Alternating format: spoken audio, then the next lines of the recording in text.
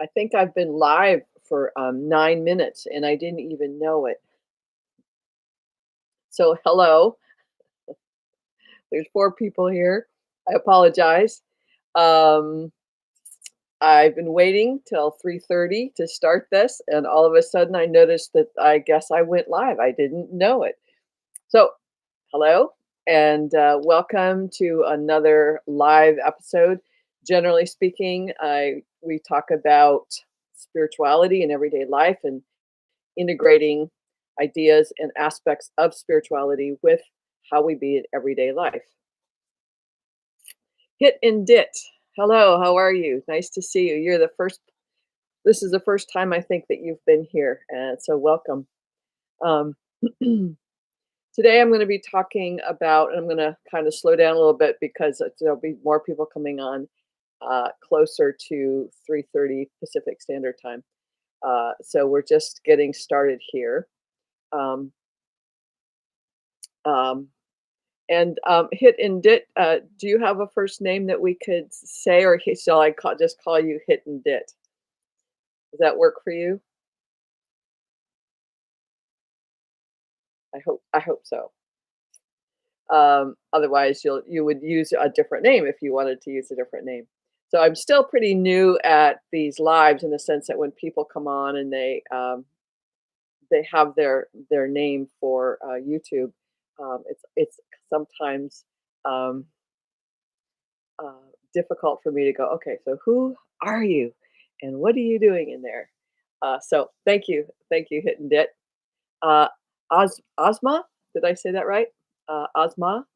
So thank you for letting me know and seeing your name and sharing it with us. So today we're going to be talking about um, well-being this whole month of July, as of 2021 July. I'm talking about being in well-being and whole being. And my intention is for us to be able to see, so how do I want my life to be? How do I want to actually experience myself in this physical body? How do I want to experience and be in relationship with this physical body so that we thrive and we um, connect and that we are able to express our highest self, our highest knowing, our highest capacity to be our natural self. Aha. So here and there in Norwegia, my dear, thank you. Um, so so my intention for these videos, these lives, is for us to be able to have a conversation about what's it like to be you and what's it like to be me in these bodies, and how do we actually intentionally and consciously create well-being and whole being for ourselves, and what gets in the way. And this particular conversation um, began with the idea that Lao Tzu said a number of years ago, like over 1,000 years ago, a long time ago. Lao Tzu said, "Hello, Velta, Vivi. Finally, you made it. Hi, Marge. Nice to see you." Um, Lao Tzu said many thousands of years ago, said, "If you're feeling depressed, you're living in the past. If you're feeling anxiety or anxiousness, you're living in the future. And if you're living in, if you're feeling peace, now you're in the moment. Now you're here in the present." And that for me was really important for me to consider and focus on in my life, because I've spent most of 7 decades of depression, didn't know it, didn't wasn't uh, dysfunctional as much as just a low grade, not able to access joy. At the same time, anticipating and being anxious and worrying about the future. So rarely did I feel that sense of contentment and peace within myself. And so I can't find well being and whole being, I can't experience it if I'm not here in this present moment.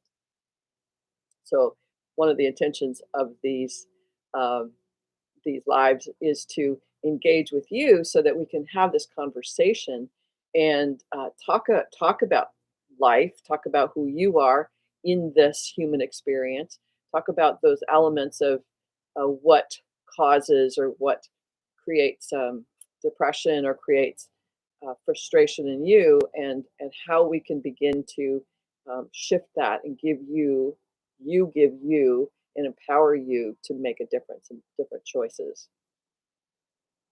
So that's what we're up to.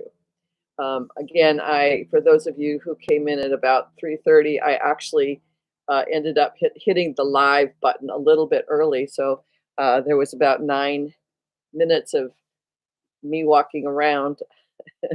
Hit and Asthma was here, so she was here, kind of watching me do that a little bit. So just got started a little bit earlier. So those of you who are here, Velta and Marge and Hit and Dit, if you guys could tell me, when do you know you are in well-being? What's the qualities of experience that you're experiencing in that state of well-being and whole being? How do you know you're there?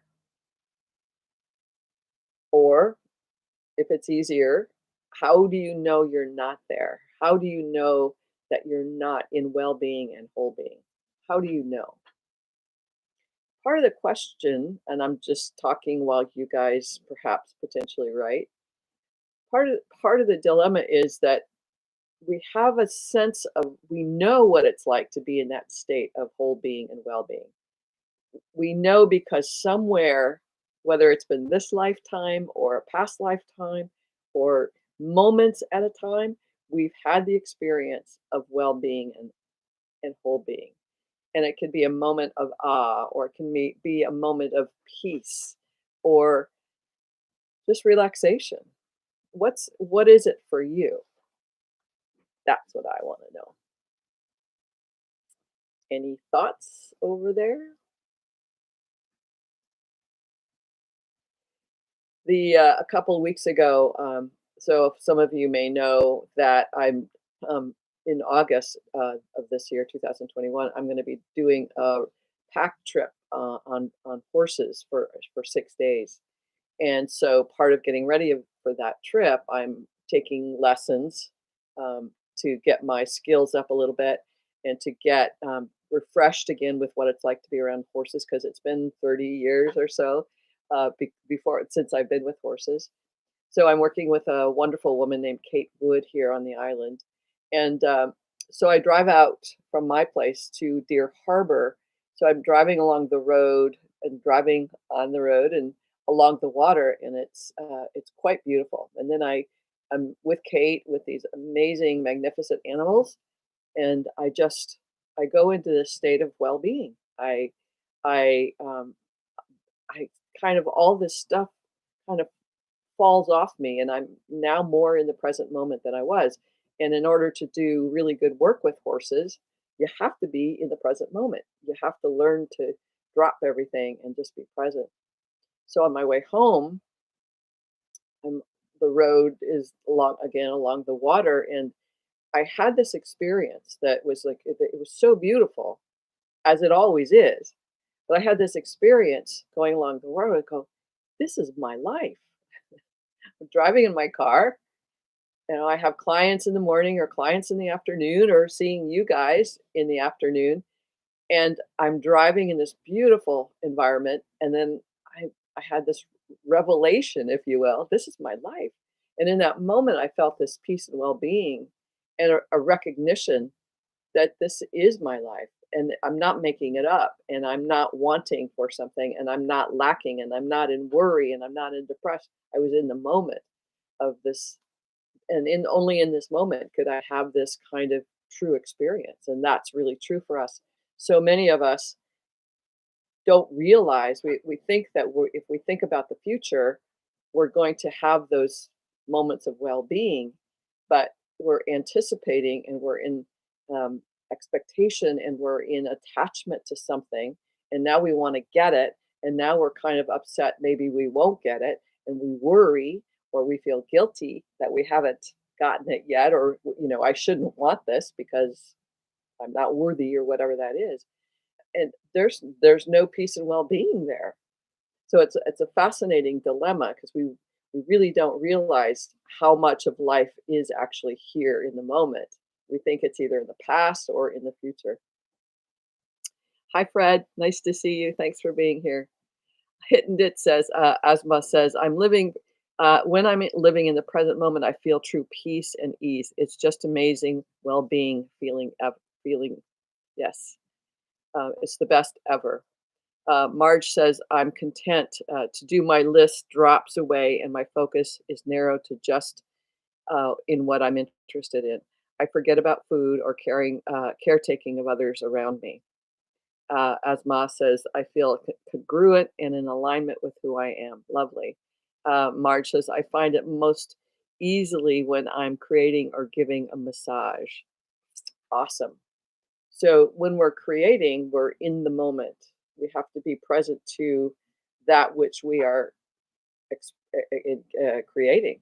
When we're in that moment, we can't be in the past or the future. We can access that and go, well, what did I do last time? Or how did that look last time? Or what was that like? But this moment is different. This creation is different. This moment of expression is unique. And we can only have that here now. And much like you're saying, Marge, too, is when you're giving a massage, the ability to be present to the muscles and the being and the cells and the energy of that moment of the person, but also what's in that connection between you and your client can only happen when you are focused, and it's not even a focus here, it's actually a not focus. It's in a sense the mind. We can disengage our mind and be present to who we are and what is right now. So thanks you guys for saying that. It's the best, like Asma said, it's the best feeling ever to allow ourselves that. And at the same time, there's there's a training that has to happen. We a lot of times, not a lot of times, but there's a lot of people who will go into meditation. They'll meditate for 5 minutes, 10 minutes, 20 minutes, an hour. They'll go into their room and do that, and they come into a state of peace. But then when they open the door and come back into the real world, their life becomes frantic and disconnected, and now they're hurrying again and they're upset with whatever, and I'm late for something. So they're all in that mishmash of thinking and lose that state of peace. So if we can train ourselves to go, okay, where am I right now? It's a big deal. It's a big training, and it's not a hard training, but we have so much investment in the past. For entertainment lately at night, I watch on public television. I watch Rick Steves talk about Europe, and he's highly focused on history and museums and wars and things like that that was happening, like the of course because of the geographical elements and the religious and the all the wars that were happening or have happened over thousands of years. It makes sense you talk about that. But when we're focused on the past and all the generations of that, we get lost in what is here now. We could say yes, we are built on the past. Our reality, in essence, is built on the past, or at least our physical, three-dimensional world. But can we be in Europe or someplace without having to be so focused or conscious on the history, the historical elements of that? Asma says, we can merge some useful memories from the past with a couple of our fruitful imaginations from the future to be that great creative creature in our present moment. That's right. If I want to, Marge, my friend Marge Frankie, she creates these amazing magical fairy houses and or fairy doors. And so she has a sense of something. and she has a knowing of what that could be a little bit. And so, like what you're saying, asthma is like there's some fruitful imagination that we have an anticipation of what might come. And at the same time, Marge has houses, fairy houses that she's built in the past, and she can draw on that experience.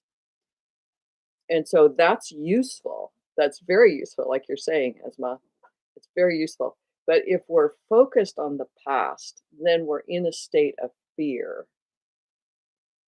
And when we're in a state of fear, we're in a state, in essence, of a degree of powerlessness. If we're afraid because we think something bad's going to happen or something could happen. So that's a, in a sense, a future thing. But our thoughts of fear are based on what we've been told and what has been in the past. And our job is to be able to go, okay, that is not how it is. So, for instance, many of us grew up in houses and homes that were not highly functional. There was perhaps anger or a lot of anxiety. In a sense, there was a lot of craziness or inconsistencies. And that created a sense of anxiety in us because we didn't know. We'll talk about anxiety in a second, but we didn't know what was going to happen. And so we created a state of fear. And so we developed stories about the history of our lives. Well, my mother was this way, my brother was this way, my dad was this way. You know, my dad died when I was 4 years old. That's not true, but in terms of someone saying I made that story, we have all kinds of mm, attachments to that moment and how it influenced the rest of our life. So let's say I'm now, let's say my name's Marjorie, and sorry, Marge, and this is the first name that popped up, and I'm 49 years old, and my dad died then, and so I keep going back. I have this history, even though it may be kind of unconscious. I have this attachment to the past, and as long as I have attachment to the past, I have worries and fears that my life is going to keep turning out that way. And as long as I have worries and fears, I can't be present in this moment. I can't I can't allow myself to be the fullest expression of myself in this moment. So even talking with you, I can say, "Ooh, you know, in the past I wasn't very good at this, or at the past I made a lot of mistakes, or at the past I, you know, and I better worry and be, concerned and vigilant in the moment." And this is what a lot of us do: is we be vigilant for possible mistakes or possible um, interruptions or possible things that you being the audience, could make judgments about me and perhaps not like me or, you know, um, go off of YouTube and go, I'm leaving this lady. Uh, so, where and how I be present in this moment is really important. If I'm talking from historical stuff here, I can't be present to you. My intention here is to be present to you the best I can. By the way, thanks for being here, all of you. And if you haven't already subscribed, it would be great if you did. You'd get notifications of when these lives come up, and also the ones that are recorded and come on every Tuesday. And I would love if what I'm saying makes sense and is a value that you give me a thumbs up. That would be really great. Uh, Asma says, exactly. We live in fear and disappointment because of who we think we are, not who we really are. Absolutely.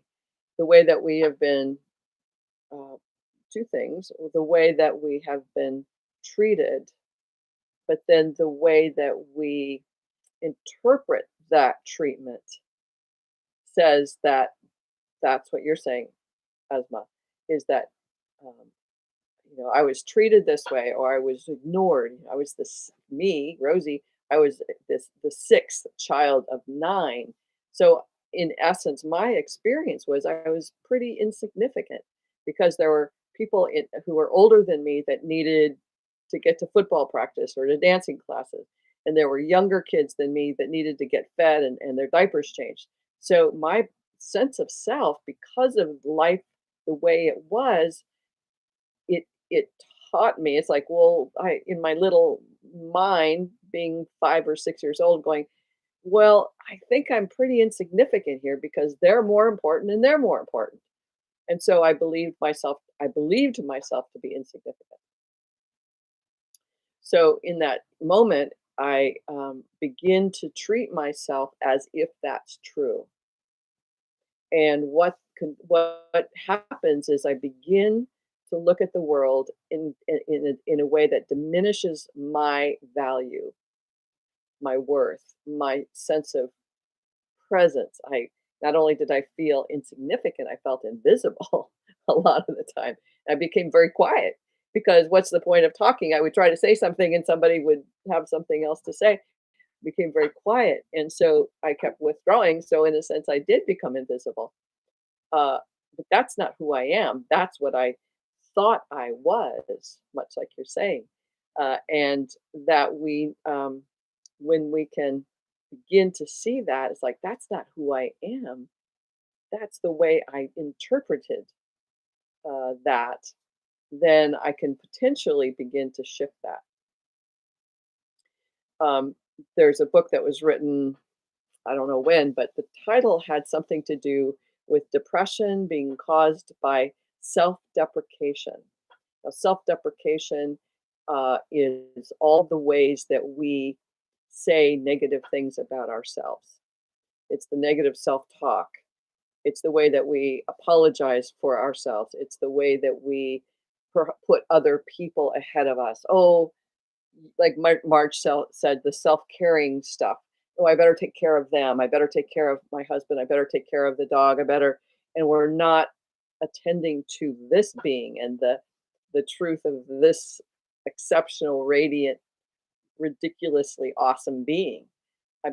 I'm beholding to other people because it's like if I'm insignificant, I want to get fed. I want to get I want to get nourished. I want to survive. I better, toe the line, if you will. And so we learn self-deprecation, and that all of it lives within this oppressed reality. So our fears are depressing us. We have all of these environmental things going on, and the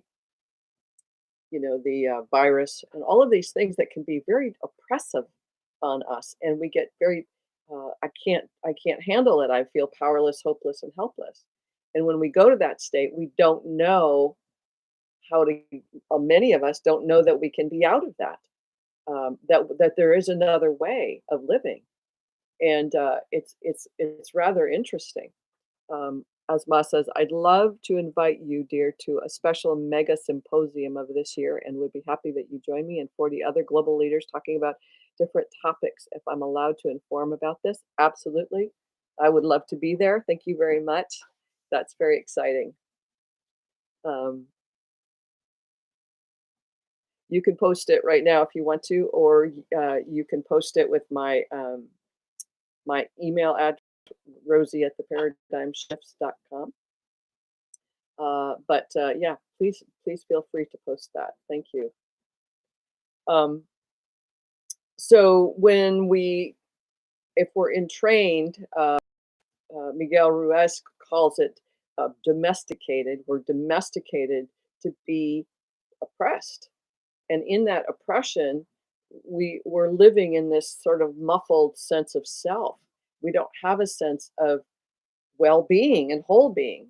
It's muffled and it's kind of diminished. It's like we talk about sometimes, having a very bright light, but having a bushel basket over your head.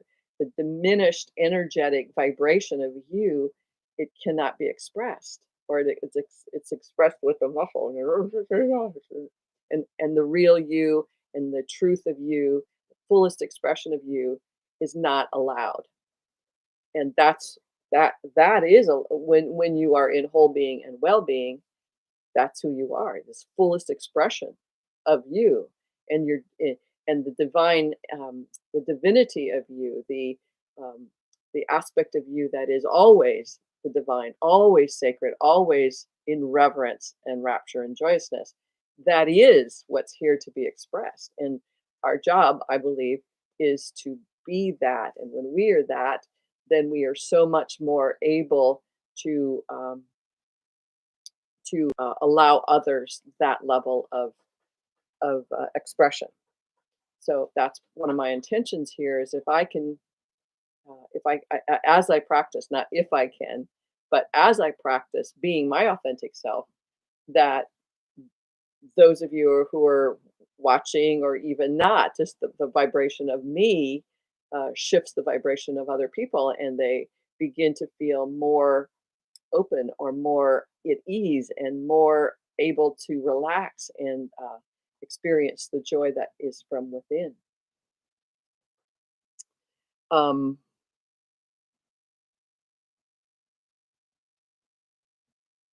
so I'm going to write my email address here. It's Rosie at the paradigm shifts. Oh, theparadigmshifts.com is my website. So if you haven't been there yet, you might want to go there. And I have a really amazing newsletter that I put out once or twice a month with some blogs and then some interesting information that may be interesting to you if you're looking for things like that. And lots of blogs on my website. So lots of information for sure, and things about my books and trainings and the rest of it. Thanks, Asma.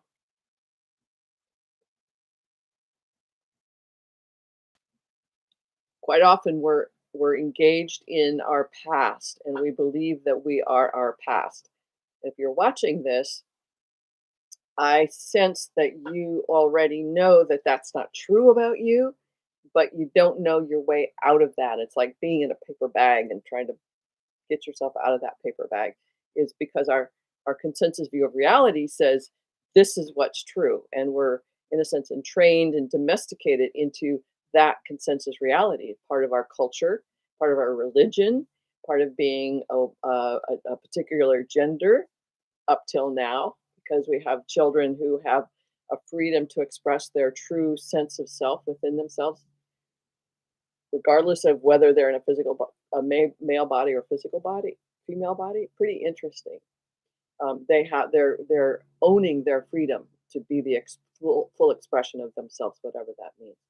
But I kind of got sidetracked is because our religions, our cultures, our traditions of where we came from, um, the our Facebook pages, our Instagram pages, the news, all of those things inform us of who we are and what we or who we are and how we are victims to or we're oppressed by or whatever those dynamics are. And each of us has an individual, unique uh, reaction to that. And we carry that with us until we go, wait a minute, I don't have to do that anymore.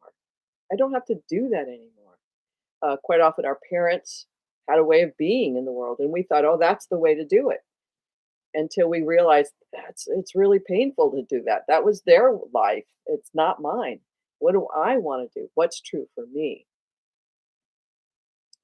So that's the sense of depression. So I want to talk about depression as depression for a second, in a sense, the mental illness, the clinical diagnosis of mental illness, depression is actually maybe 10%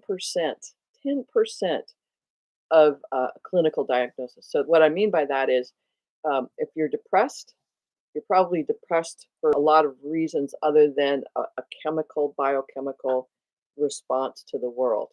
I'm sorry, response to yourself. It's usually the influences of the world on you and then how you learn to self-deprecate yourself in order to, as a survival mechanism to survive. So again, coming back to all the ways that we depreciate ourselves. And what happens is we just get to feel valueless and hopeless and helpless, and we kind of numb out. And when we're numb out, we just like I don't know what to think or do or say, and so I'm gonna go to bed because it's too much to try to, in a sense, impose my expression of self on the world because nobody's listening. That's the belief. Nobody's listening. But if we're not listening and going, "Hey, I got to express myself because I am. I am expressing myself. I need to express myself because I am." Does that make sense? We always think in our Western society we have to put in "I am a woman" or "I am an American" or "I am a psychologist with a PhD." I am, but it's like the truth is I am, and so I need to express myself. If I don't, I'm going to get sick. You're going to get sick. That's what happens to a lot of us is we self-deprecate and we defer our sense of truth and knowing to somebody else or to the authorities or to our parents or to our husbands or wives. Somewhere we are deferring our power. This happens a lot at work where we're in organizations or corporations, some company where we are not recognized um, as an important and being. We're used as in a sense, a roboton, or go just do your work. Given um, we're not given the sense of reverence and respect that we each deserve. So in all of those places, we begin to feel like, what's the point? What's the point? What's the point of me saying something? Nobody's listening. What's the point of me wanting to live? Nobody cares. What's the point of me, expressing myself? Nobody wants what I have. There's quite often I work with therapists and coaches, and when we're working, a lot of times they want to develop their business, and I'll say, okay, so what's in the way of that? And it's not uncommon that these really brilliant people will say, well, I believe nobody wants what I've got to offer.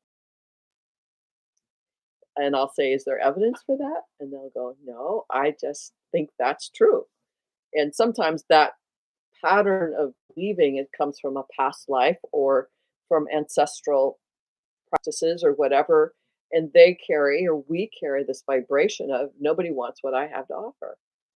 And so in order for us to actually become what we want to become, whether it's a therapist or a coach or a creative, uh, someone who makes beautiful um, fairy houses, or the expression of self in paintings or music or horseback riding or sailing or just being in the world, um, we have to be able to say, it doesn't matter what anybody else thinks about me. I need to honor and know that I am an aspect of the divine, and I'm going to be that expression. And that's big. It's big work to overcome that fear, but that fear is this little tiny veil that actually keeps us from going there. Asthma says, we don't notice those mental disorders or disease because they are invisible somehow and not able for our sight to catch unless they are physical, even though when they appear on an emotional level, yeah, yeah, um, and we dismiss them because of, she finishes with, even though when they appear on an emotional level, still do nothing to resolve the main issue. That's right. We, because we don't quite often we don't know the source of the main issue. We don't know what the main issue is. We don't know the source of that because we don't ask the question. What's the source of that emotional stuff? And when we ask the question, what's the source? Um, it it actually helps, um, in a sense, mine into that source of that. But our society, uh, most of the time, at least in the United States, we don't want to know that. If somebody is diagnosed with cancer, they just the primarily they'll say, "What do I need to cure it?" Okay, chemotherapy, surgery, and radiation. It's like, what about looking at the source of your cancer? What about looking at the source of the disease? Oh, well, it was too much sun, or I ate too many hamburgers, or whatever. And it's like, no, we don't want to look at the source in terms of what's it like inside our being who we are beyond our personality. 'Cause our personality is like, "Oh, well, it's just I'll just go to the doctors and the oncologist and we don't say, "What's the source that has caused this? What's the cause?" And it's always vibrational, it's always emotional, it's always, beyond it's always the essence of ourselves that has been dismissed. That's usually the cause of every disease. There's a movie that was on Netflix. I don't know if it's still on Netflix, called Heal, Heal, documentary with some really brilliant people, Deepak Chopra, Marianne Williamson, Joe Dispenza, Bruce Lipton. And they're all saying the same thing, that 90% of our diseases are caused by stress. In a sense, they're caused by our emotional, um, the lack of emotional well being. And if we begin to attune to that, we can begin to shift our relationship with ourselves. We see ourselves as the personality, we see ourselves as this physical being with this personality, when actually we are, again, if those of us, and I suspect that those of you who are here know the difference between a person your personality, and when you are in your being, in your alignment with your whole being, and you're in that state of well-being, you know the difference. And my attention of some of these lives is to go, can you feel the difference of that when you're in, and Asma, you said it very nicely about what it was like for you, and Marge, you did too, but that quality of being, when you're in the quality of being and you're attending to that being, it's beyond personality. And people might go, well, I don't know what you're talking about. It's like it's a learning process to get attuned to who we are in our being state beyond our personality. As I'm doing these horse learning lessons, and it's not only learning, again, to ride and sit on a horse, but it's a lot of what they call natural horsemanship, or liberty, being at liberty, which is about being in relationship with the horse. And horses are highly intuitive, highly psychic, very sensitive, and I don't know how to be with that. So I am learning to shift how I'm being, to be more in my being and less in my personality when I'm with this horse, because they're responding to stuff, but the elements confuse them, as opposed to just being my state of being with them.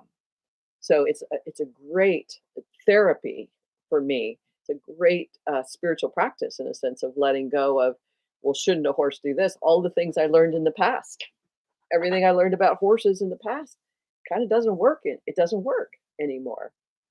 And so it's kind of fascinating. It's just another place where I'm learning and training myself to be, and let go of what was my personality, all the elements of that which has to do with surviving, my survival mechanisms, how to get people to like me, what has people attracted to me, all of those things that on a different level doesn't matter. I just want to be present and be in well-being.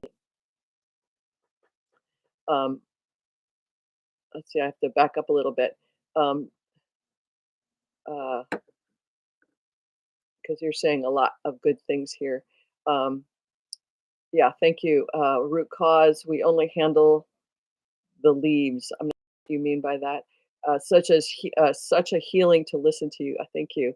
I feel I hear my own entire being talking. Thank you.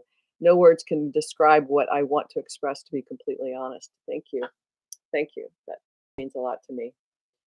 Um, so when we're in the past, and we're in a sense of fear of repeating the past, we're afraid of coming out into full expression for fear of, okay, and when we can begin to train ourselves to listen for those fearful thoughts or those fearful reactions, and go, okay, I'm gonna watch that, just noticing. This was a big deal for me, was just noticing when I'm having a thought that isn't a thought that's, in a sense, joyful.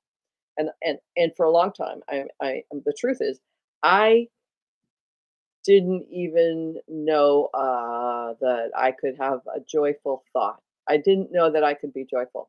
It wasn't until I was probably 61 or something like that. Is I because I was so entrenched in this way of being that joy wasn't even a possibility. And I go, wait a second, joy is supposed to be part of my life. And from a spiritual perspective, joy is one of the main spiritual principles. We're supposed to be in joy. And so it's like, if I'm not in joy, then what do I need to disentangle here so that joy is a possibility? And so when we can question ourselves and say, wait, I can have joy because everybody can have joy. How do we do that? How do I do that? And I'm not going to ask the question, what's the source of my joy? Because I don't know, because I'm not allowed, I haven't been allowed to know. I haven't allowed myself to know that. But what's in the way of the joy? What's the obstacles in the way of the joy? And so I have to untangle all of these little threads of complex thinking that I thought was me. And little by little, as I let those go, is like, oh my God, there's a thought, look, joy. And it was wonderful. It's like, okay, if I did it once, I can do it again. And even though this is my experience and it took me as long as it did, and it's still, I'm in process here and we'll always be in process with this because we always are. Um, every one of you might be able to do this so much more quickly, to bring up joy, to bring up what's infinitely pleasing, to know what your truth is in terms of knowing yourself and knowing what is joy and what that experience is and how to access for yourself. Okay, I want to talk about anxiety and anxiousness and being in futurizing, if you will. So I got to a point where I realized I got conscious of this. I'm feeling anxious. It's like sometimes we just have to get conscious and notice, oh, I'm in an emotional state, or I'm in a state of fear, or I'm in a state of stress. We're so immersed in it, we don't even know that it's a state of being that's like, oh my God, look at that. I'm in a state of rage or pissed offness or whatever. And when we begin to acknowledge and recognize those things, not as wrong or bad, but as just what is, then we can go, wow, okay, I am feeling this. And what's the source of this? Again, that's a question I ask myself all the time. I ask my clients that, and I ask, in my books and all over the place, I say, what's the source of that?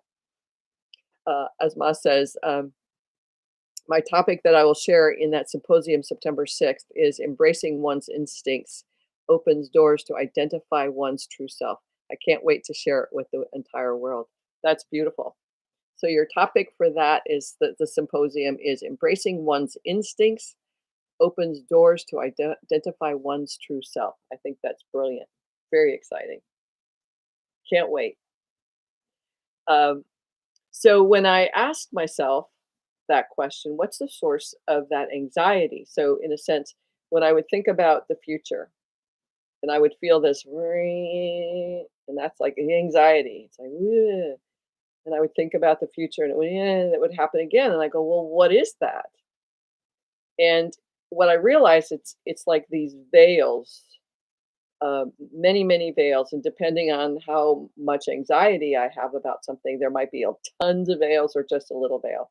But what I realized was when I was at the threshold of my doorway, if you will, I would imagine myself at the threshold of my doorway, going out or going towards what it was I wanted. Let's say it was to write a book or work on a book or something. And this anxiety would come up. And it was like, oh, so that anxiety is like an aspect of fear that says, don't go there because something bad will happen. So if I went too far into the future, which might even be 5 minutes, depending on what the state of my being was, if I realized, oh, that anxiety is in a sense trying to protect me against the unknown. We can imagine all we want. We can worry about the future. We can imagine the worst of the worst of the worst, which, there's a lot of things happening in our environment that allows us to worry about the worst of the worst of the worst. And this anxiety is says, don't go out there because that's a scary place. We don't know what's going to happen. Don't go there. But as I was able to say, okay, I don't know what's out there. Because it's not true yet. It's not real. There's nothing in the future yet. We haven't created the future yet. And so I would come back to the source of truth and say, there's nothing there yet. I'm in the process of creating that truth. And I can create it from fear and anxiousness and worry, or I can imagine myself just stepping into the next moment, stepping across that threshold, if you would, to go, oh, it's a beautiful day out here. Oh, there's fresh air out here. Oh, there's birds singing. Oh, there's some words on the page. Oh, I've got a chapter written. Oh, and this unfolding happens.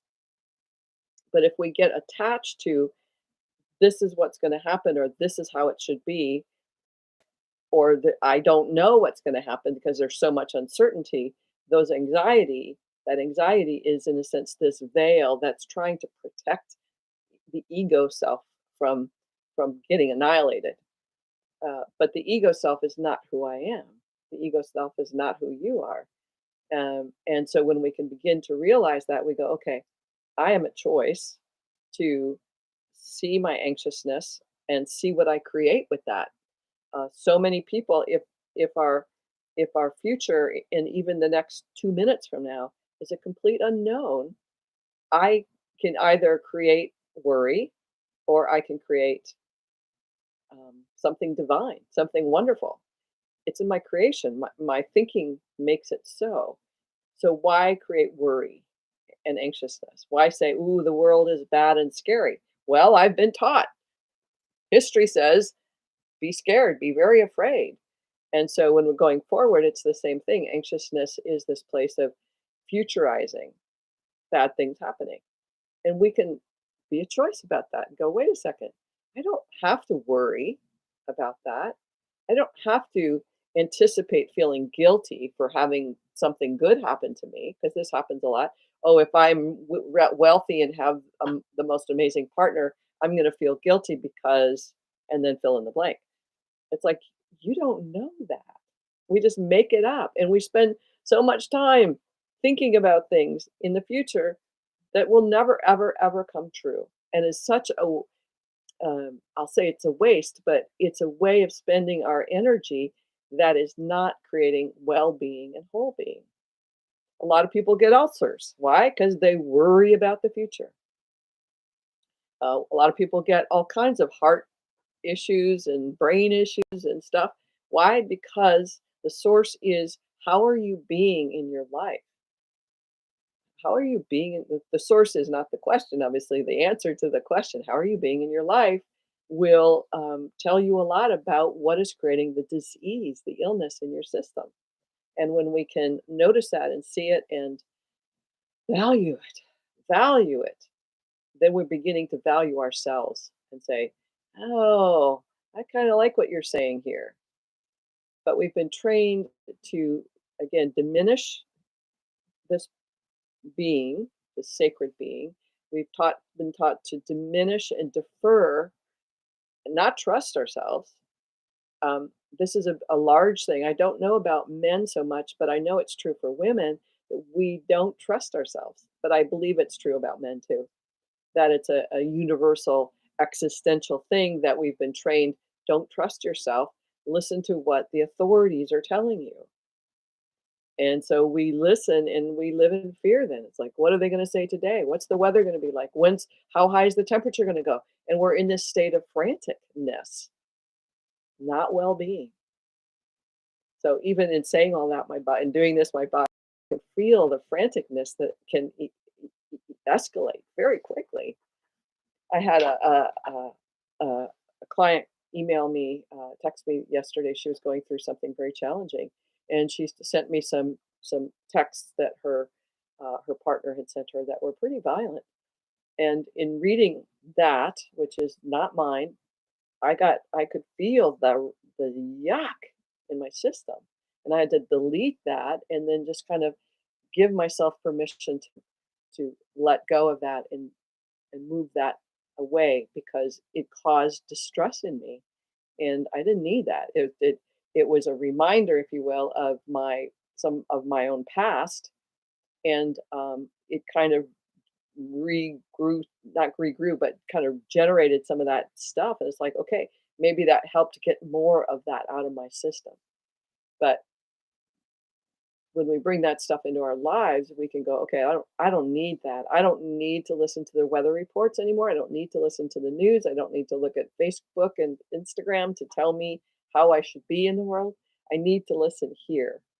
If I'm not in well-being and whole being in that place of peace, um, then I'm either in the past, and I can check that and go, okay, don't want to be there, don't want to be there. I want to be here. And in that, then I have this amazing experience of driving down the road and going, this is this is my life in in in a sense, and like I can't believe that this is my life, and but it's not because it I've been living this same life my whole life. I just have not been embracing the beauty and the delight and the truth of that. I'm not any more richer or wealthier in that. I'm not, living in a palatial although those things that are supposed to matter when you go, this is my life, but the joy and the truth of the beauty, which is a number one value for me, the living in beauty is so important to my well-being. And so when I can recognize that beauty, that's a good thing. And when for us, so in a sense, um, one of the things that we can do is to go, okay, so is beauty, what are the values that are the highest values for me? And how do I attend to those? How do I make sure I bring them into my life every day? It's just something to think about. As Ma says, when we don't give any meaning to a particular event, um, the event remains objective. That's great. Yeah. In a sense, is we bring significance to anything. This glass of water is a glass of water, but I bring significance to it in terms of right now it was came out of the refrigerator, so it's got this coolness to it. It's got sparkly bubbles to it, and it brings a yum factor to me. So those are all elements that I bring that makes this a significant glass of water. But and it's a big piece of the coaching training that I do and have done, and is to look at what is the significance that people are making in their life, and does that make sense? Does it make sense to anticipate the worst that's going to happen in 20 years? How can we be here now in the moment and shift our consciousness in such a way that we're elevating possibility in a good way and we're elevating possibility when we're thinking the worst. This is scientifically now proven that thinking creates reality. So let's elevate our thinking to see the positivity, and that each individual, as an aspect of the divine, has the capacity to elevate the well being of everyone on the planet, including the planet. And that's got me really excited to bring myself to that level of knowing, because I believe it's a knowing, not just a belief. It's a level of truth to say, I'm going to elevate my thinking out of worry. And in order to do that, I need to notice, oh, I'm in worry, or I'm in stress, or I'm in angst, and go, okay, let's rethink that. And let's come back. And some people call it pivoting, pivot back to this place of well being, but we can do that. And when we can do that for ourselves, we become more and more it becomes more sustainable, then we have the capacity for that. That's what you're doing, Asma, with the symposium, is you're going, I'm sharing this, yeehaw, and you're very excited about that. And isn't that's the way we should be, every single one of us, 'cause every single one of us as the aspect of the divine. are here to be the fullest expression of ourselves, to fulfill the fullest 100% potentiality that is available to us. How do we do that? We notice when we're not in well being, we notice when we're not uh, creating from what's infinitely pleasing, not from, and we notice when we're creating from worry. Um, and the more that we do that, the more that we influence the world in a good way, in positive way. We become more the vibration or the frequency of that joy, so um, that we can. That's how we change the world. So that's and to come back to this moment. I've got a couple of moments left. To come back to this moment of coming back to each and one of us, because I got kind of lofty there, and quite often we get lofty and we forget. Oh yeah, I'm feeling depressed, or I feel dread. Um, I There was a moment. This was maybe 6 years ago, where I'd done a lot of work on myself. So I was 64, 63.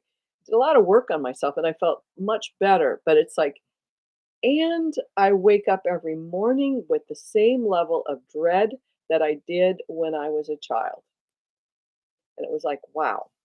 Now, did I go, oh my God, I'm going back to bed because I'm depressed? It's like, nope. Now I see something I didn't see before. I'm, in a sense, a consciousness of a state being true to what state of being I'm in, and going, wow, I'm still, no matter what I've done, not up till now, not no matter what I do as a victim, but like, wow, I've done all this work and this dread is still present. What is that? What's the source of that dread that's been with me for, 60 some years? And um, part of what I do is I work with somebody, Elizabeth Sabat, to name the person, who does energy clearing. She does a lot of really extraordinary work at the metaphysical and spiritual level. And so I call Elizabeth. I have sessions with her twice a month, and we talk about these things. I go, that dread is still there. What's the source of that? And she can clear what she can clear from past lives or parallel lives or whatever is going on.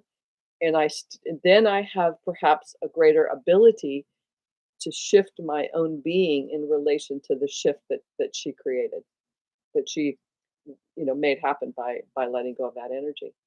But if the more that we become conscious to it and not be afraid of it, again, it's like, oh, I'm feeling rage. That makes me a bad person, right? Or, oh, I've been feeling guilty, and as a spiritual being, I'm not supposed to feel guilty. So that makes me a bad person. So all of these, again, as we were talking about earlier, is like the meaning we give things. It's not the truth most of the time, 99% of the time.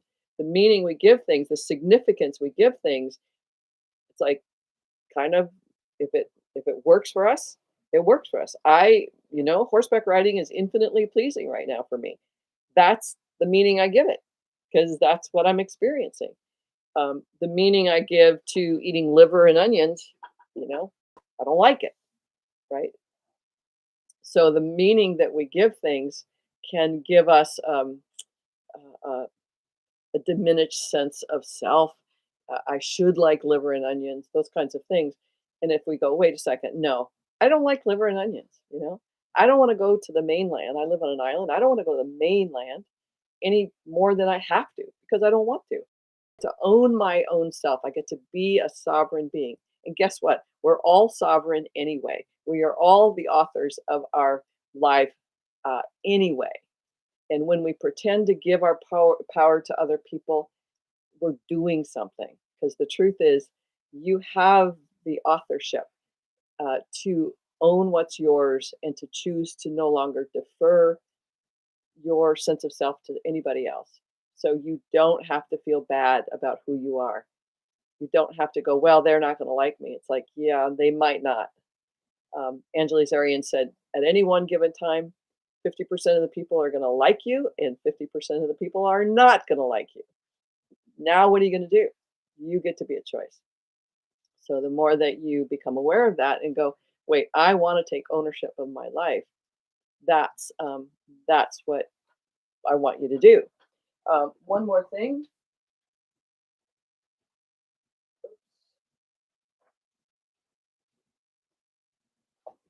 This is the first book that I wrote, Self Empowerment 101. And the subtitle is Reenchantment with Our Capacity for Empowering Ourselves and Others. So, in a lot of what we're talking about, this might be a really good book if you want a book or need a book or wish you had a book. Maybe this might be the one for you to look at. It's got lots and lots of coaching questions in it.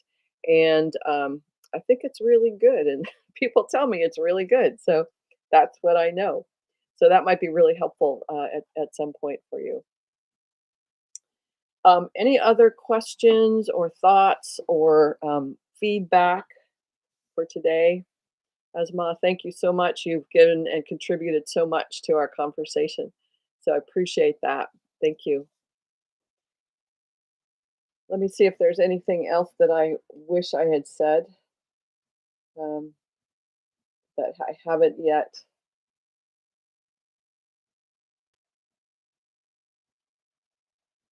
I think what I want to say is that we're all here to learn to love ourselves. We're all here to learn to respect and honor and appreciate who is inside here, as well as this physical vehicle, the sacred vehicle that we live in. And sometimes we get pushed and challenged deeply in order to find the source of that respect and the reverence and the sacredness of that. Sometimes we get pushed into really scary, hard places, and it's all part of the lesson of who am I in those challenges and in what feels like the darkest, scariest place in the whole world. And every single one of us goes through that process, and so you're not alone. And getting yourself and finding support and the right coach or the right therapist, the right spiritual guide, the right healer for you is really really important. But we're all here to serve each other in aligning to our highest truth and our highest expression. That's what I want for you. I want you to be the highest expression, the fullest expression, the most fascinated, delight of who you are inside. That's what I want for you. All right. Well, I'm going to say goodbye. Thank you again, all of you who've been here. If you haven't already, I'd love you to subscribe and or leave a thumbs up or a comment for me about what you found valuable through this conversation. Thank you, and I'll see you next week. Okay, bye for now. Marge says, "Thank you so much, Rosie. Good talk. Hitting it. I liked how engaged you are. Yes, me too. Thank you. All right, you guys. Bye."